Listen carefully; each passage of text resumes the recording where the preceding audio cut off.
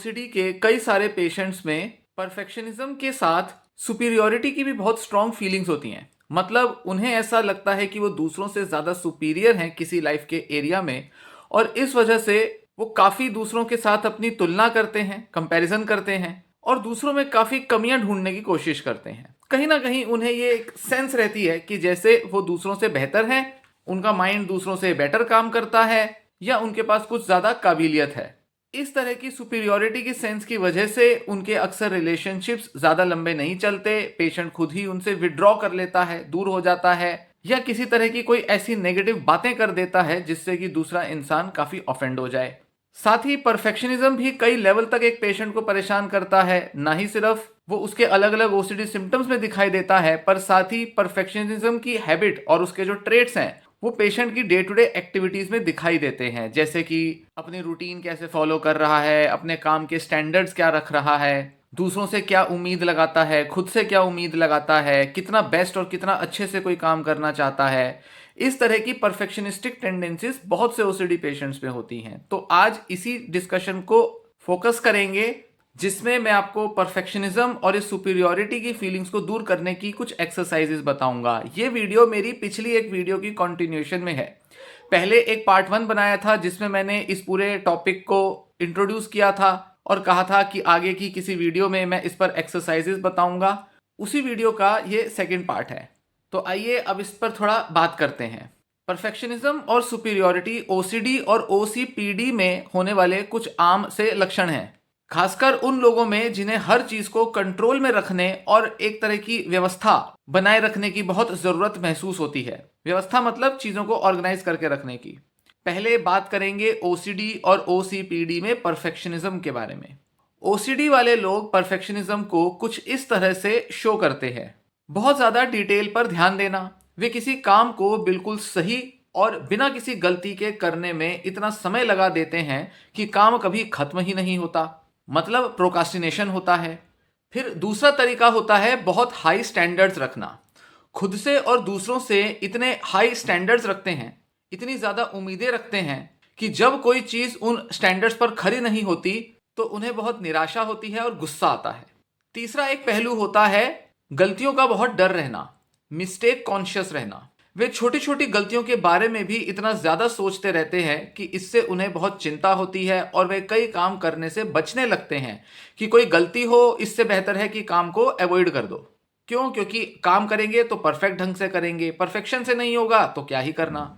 अब ओसीडी और ओसीपीडी में सुपीरियॉरिटी मतलब श्रेष्ठता के भाव की बात करेंगे। ओसीडी में सुपीरियॉरिटी इन रूपों में दिख सकती है। मोरल सुपीरियॉरिटी का भ्रम। वे खुद को दूसरों से ज्यादा नैतिक, ज्यादा मोरल और ज्यादा सही समझते हैं। इससे उन्हें लगता है कि वे बेहतर हैं और दूसरों पर अपने जजमेंट बनाने लगते हैं, दूसरों में काफी कमियां ढूंढते हैं।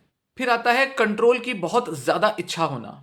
उन्हें अपने आसपास की चीजों, दूसरों या खुद को कंट्रोल करने की बहुत तेज जरूरत महसूस होती है, जो कभी कभी दबंग या सुपीरियॉरिटी वाले व्यवहार में बदल जाती है। काफी सारे ओसीडी पेशेंट्स को बहुत ज्यादा गुस्सा आता है, उनके अंदर बहुत बदले की भावना आ जाती है।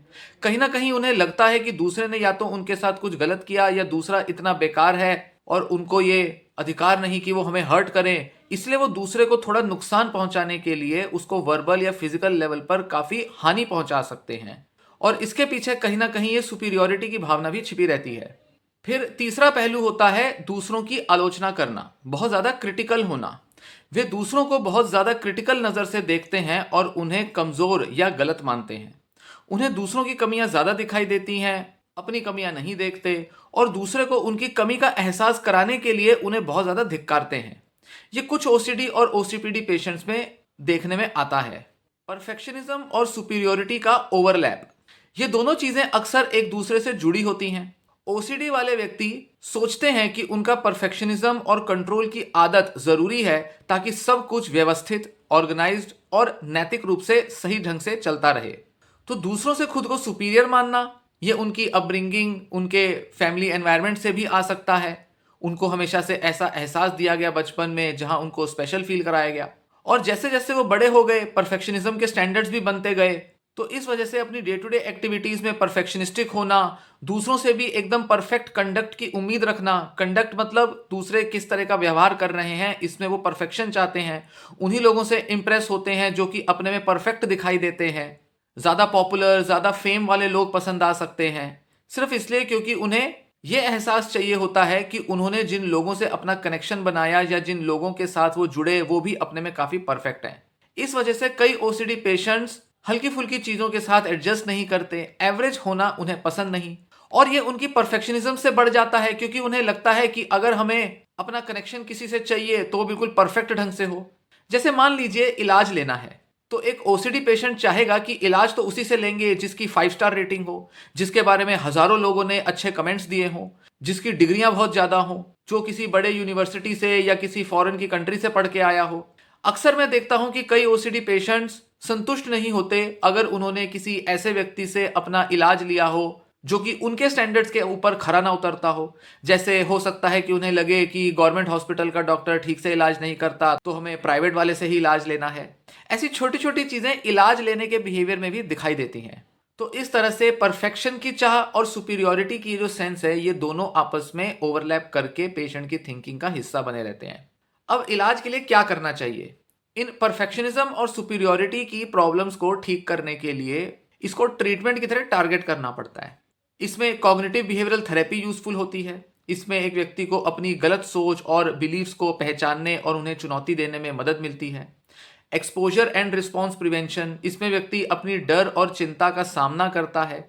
इम्परफेक्ट होने की एक्सरसाइजेस करता है क्योंकि इम्परफेक्ट होने से उसे एंग्जाइटी आ रही है तो इम्परफेक्ट रहने के तरीके ढूंढने पड़ेंगे।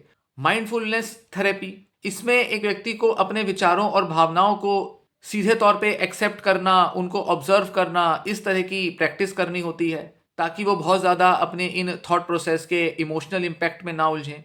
इस तरह के थॉट प्रोसेस को ठीक करके ओसीडी और ओसीपीडी पेशेंट्स खुद के साथ और दूसरों के साथ एक ज़्यादा बैलेंस्ड और बहुत कंपैशन ओरिएंटेड रिश्ता बना सकते हैं।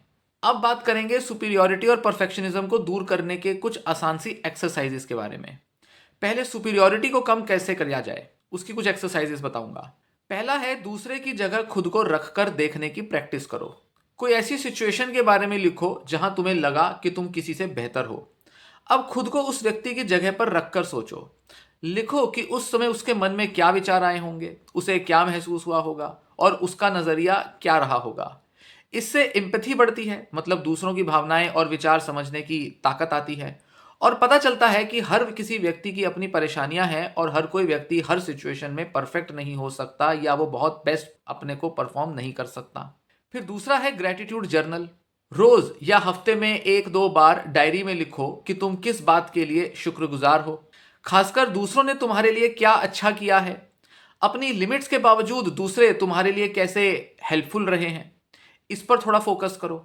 इससे तुम्हारा ध्यान अपनी श्रेष्ठता से हटकर, अपनी सुपीरियोरिटी से हटकर दूसरों की अहमियत, उनकी इंपॉर्टेंस और उनकी क्वालिटीज को पहचानने पर जाएगा। फिर है तीसरा तरीका एक्टिव लिसनिंग। पूरी तरह ध्यान से सुनो दूसरों को। जब कोई बात करे तो पूरी तरह से उस पर ध्यान दो। बीच में सिर्फ अपना ओपिनियन देने मत लग जाओ। ओपन एंडेड सवाल पूछो, जैसे अच्छा और क्या हुआ, अच्छा फिर कैसे किया, कुछ ऐसे सवाल, और उसकी बात को अपने शब्दों में दोहराओ। इससे दूसरों की बातों, उनकी भावनाओं और उनके अनुभवों की कद्र करना सीख सकते हैं। दूसरों से एकदम बहस करना या दूसरों को सिर्फ गलत कहना, इस तरह की आदत को दूर करो। फिर चौथा है सेल्फ रिफ्लेक्शन। खुद पर विचार करना, अपने अंतर्मन में झांकना। नियमित रूप से अपने विचारों, भावनाओं और व्यवहार के ऊपर विचार करो। सोचो, खुद से पूछो, मैं किस बात पर खुद को इतना बेहतर समझ रहा हूं? क्या यह भावना सही है? मैं ज्यादा विनम्र, ज्यादा हम्बल और एम्पैथेटिक कैसे बन सकता हूं? इस सिचुएशन में दूसरे पर इतना कड़ा, इतना डिफिकल्ट स्टैंडर्ड बनाने की बजाय क्या मैं ऐसा देख सकता हूं कि शायद दूसरे की लिमिट्स हैं तो इसलिए वो जो भी कर रहा है वो शायद अपने में बेस्ट हो। अब परफेक्शनिज्म को कम करने की एक्सरसाइजेस क्या होती हैं? पहला और सबसे इंपॉर्टेंट और सबसे पॉपुलर है गुड इनफ का अभ्यास करना। गुड इनफ मतलब बस जो है ठीक है। किसी काम के लिए टाइमर लगाओ, जैसे 30 मिनट। टाइमर बजते ही काम बंद कर दो, भले ही वो परफेक्ट ना हुआ हो, पूरा ही ना हुआ हो चाहे वो। इससे अधूरी चीजों को स्वीकार करना तुम सीख सकते हो। कोई भी काम जानबूझकर अधूरा छोड़ना सीखो। धीरे धीरे इसकी प्रैक्टिस करने से तुम्हें काम को अधूरेपन में स्वीकार करने की आदत बनेगी, क्योंकि जब तुम अपने कोई भी काम करते हो और मजबूरी में जब उन्हें अधूरा छोड़ना पड़ता है तब तुम्हें एंग्जाइटी उठती है और इस चक्कर में तुम उसे पूरा करने की लत में अपने कई दूसरे काम छोड़ सकते हो या उस काम में और ज्यादा टाइम ले सकते हो। तो उस समय तो इस तरह की एक्सरसाइज करना थोड़ा मुश्किल होगा, क्योंकि उस टाइम तो इम्परफेक्ट काम एक्सेप्ट नहीं हो रहे। पर अगर डेलिब्रेट एक्सरसाइज की जाए, जानबूझकर एक एक्सरसाइज की जाए जिसमें तुम किसी काम को अधूरा छोड़ो, तो इस तरह एक्सरसाइज करके ज्यादा अच्छे से इम्परफेक्शन के साथ एक तालमेल बनाया जा सकता है और अपनी एंग्जाइटी को कम किया जा सकता है। फिर दूसरा एक तरीका होगा, इम्परफेक्शन का जर्नल बनाओ। डायरी में उन कामों को लिखो जो तुमने अधूरे या गलत तरीके से किए। सोचो कि तुम्हारी दुनिया खत्म नहीं हो गई उन चीजों को अधूरा छोड़ने से, और तुम उस गलती से क्या सीख सकते हो, इस पर फोकस करो। देखो कि कैसे गलतियां करना रोजमर्रा के जीवन का एक आम हिस्सा है। और तीसरा है, सेल्फ कंपैशन की एक्सरसाइजेस करो। परफेक्शनिज्म से जुड़े जो भी नेगेटिव थॉट्स आते हैं उनको लिखो। जैसे अगर ये परफेक्ट नहीं हुआ तो इसका मतलब है कि मैं फेल हूं। फिर हर विचार को थोड़े कंपैशन और प्रैक्टिकल तरीके से दोबारा लिखो। मैं अपनी पूरी कोशिश कर रहा हूं और ये काफी है, थोड़ा बहुत अधूरा छूट भी जाए तो चलेगा। देखो कि प्रैक्टिकल लाइफ में चीजें कैसे इनकम्प्लीट और इम्परफेक्ट तरीके से एक्सेप्ट हो जाती हैं। दूसरे भी कर लेते हैं, तुम भी कर सकते हो। अपने ऊपर दया रखने से अपने ऊपर अपनाए जाने वाला जो कड़ा स्वभाव है, कड़क, स्ट्रिक्ट, हार्श एटीट्यूड जो तुम परफेक्शनिज्म की वजह से बनाते हो, उसको छोड़ने में मदद मिलेगी। फिर चौथा तरीका है माइंडफुलनेस की एक्सरसाइजेस। माइंडफुलनेस हर तरह के सिम्टम में काम आएगा। माइंडफुलनेस मेडिटेशन करो। इससे अपने विचारों, अपनी फीलिंग्स और अपने शरीर की सेंसेशंस के प्रति जागरूकता बढ़ती है। इससे अधूरापन और अनिश्चितता, मतलब इम्परफेक्शन, इनकम्प्लीटनेस और अनसर्टेनिटी को स्वीकार करना आसान हो जाता है। इम्परफेक्ट चीजें करते समय जब एंग्जाइटी होती है तो उसे कंट्रोल करना आ जाता है। इसी के साथ कुछ इस तरह की एक्सरसाइजेस भी की जा सकती हैं जिसमें सुपीरियोरिटी और परफेक्शनिज्म के आपस के लिंक्स अंडरस्टैंड किए जाएं और उन पर कुछ प्रैक्टिसेस की जाएं। जैसे सेल्फ अवेयरनेस एक्सरसाइज। सोचो कि तुम्हारे जो सुपीरियोरिटी की फीलिंग्स हैं और परफेक्शनिज्म है वो कैसे एक दूसरे के साथ जुड़े हैं। खुद से पूछो कि परफेक्ट होने की चाह मेरे सुपीरियर होने की फीलिंग को कैसे बढ़ा देती है। मैं ज़्यादा हम्बल, ज़्यादा कंपैशनेट और ज़्यादा एक्सेप्टेंस वाला एटीट्यूड अपनाने वाला नज़रिया कैसे डेवलप कर सकता हूँ। फिर थोड़ा सा रीफ्रेमिंग एक्सरसाइजेस करो। सोच को एक नया रूप दो। सुपीरियोरिटी और परफेक्शनिज्म से जुड़े नेगेटिव थॉट्स लिखो, जैसे कि ये काम सिर्फ मैं परफेक्ट तरीके से ही कर सकता हूं, ये आपका नेगेटिव थॉट होगा। फिर इसे संतुलित, एक बैलेंस्ड और प्रैक्टिकल तरीके से दोबारा लिखो, जैसे मैं ये काम कर सकता हूं लेकिन इसे परफेक्ट करने की जरूरत नहीं है। इस काम को परफेक्शन के साथ किए बिना भी मैं बेहतर महसूस कर सकता हूं। मुझे बहुत ज़्यादा सुपीरियोरिटी की फीलिंग में बह जाने की ज़रूरत नहीं है। फिर तीसरा है कि ग्राउंडिंग टेक्निक्स अपनाओ। डीप ब्रीदिंग करो, प्रोग्रेसिव मसल रिलैक्सेशन करो या सेंसरी एक्सरसाइजेस करो, बॉडी स्कैन मेडिटेशन करो। इससे तुम प्रेजेंट में रहते हो और सुपीरियोरिटी या परफेक्शन की फीलिंग कम होती है। फिर चौथा इंपॉर्टेंट फैक्टर है फीडबैक लेना। अपने भरोसेमंद दोस्त, परिवार और मेंटल हेल्थ प्रोफेशनल से बहुत ही ऑनेस्ट, ईमानदार फीडबैक लो। उनसे पूछो कि तुम्हारी स्ट्रेंथ और वीकनेस क्या है और कहाँ सुधार की जरूरत है। इससे तुम्हारा खुद का नजरिया ज्यादा प्रैक्टिकल और ज्यादा कंपैशनेट बनता है। जब तुम दूसरों से पूछोगे कि दूसरों की नजर में तुम कैसे हो, कौन सी तुम्हारी कमियां दूसरे भी देख पा रहे हैं, तब तुम खुद के प्रति ये रवैया बदलोगे कि तुम ही सिर्फ सुपीरियर हो और ऐसे में तुम्हें एवरेज और इम्परफेक्ट होने की फीलिंग महसूस होगी। और इसी तरह का फीडबैक बार बार लेने से तुम्हारे अंदर ये जो ऑब्सेशन है अपने को बेस्ट देखने की, ये भी कम होगी। ये सब एक्सरसाइजेस रेगुलर करने से धीरे धीरे बहुत फायदा होता है, ब्रेन की वायरिंग हो जाती है और ये परफेक्शनिज्म, सुपीरियोरिटी की फीलिंग्स काफी कम हो जाती हैं।